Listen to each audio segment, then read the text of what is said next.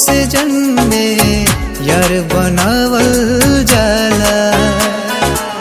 कृष्ण सुदामा के जैसन संघाती यही जे पावल जाला।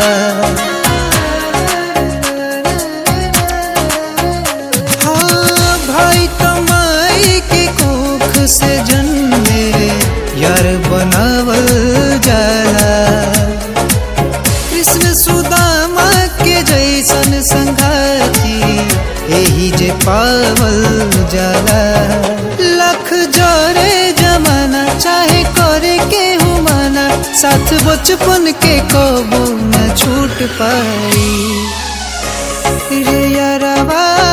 सांस भर टूटी न यारी टूट पाई रे यारवा।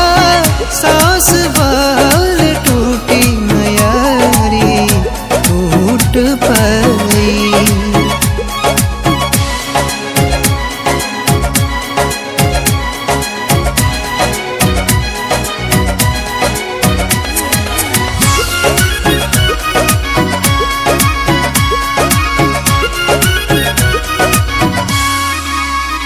हाँ खेलनी जा कूदनी जा संगे संगे गाँव में, गड़ल हुई काटा कितना नंगे नंगे पाँव में।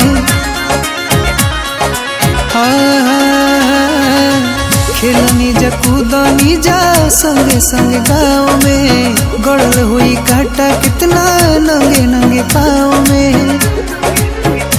अरे हो तू संगी चल के बाजारे, गाई गाई गीतिया ले जा मजारे। कबू तू के सिया के दूर बैठल रहे जाके, कबू हम तो तोरा से रूठ जाई रे यारवा। सांस भर टूटी न यारी टूट पाई रे यारवा। सांस भर टूटी न यारी टूट पाई।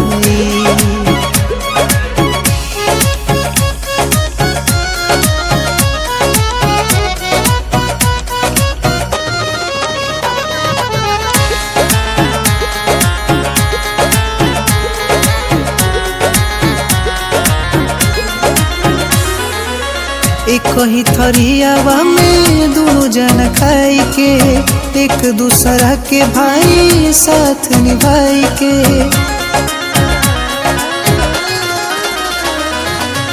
एक ही थरियावा में दोनों जन खाई के, एक दूसरा के भाई साथ निभाई के। अरे जनम जनम रही हमनी के यारी, भोले कुखिया से जनिए दूगो महतारी। चाहे रही अमीरी चाहे रही गरीबी, मिल बांट के खाए के जौन झूठ पाई रे यारवा। सांस भर टूटी न यारी टूट पाई रे।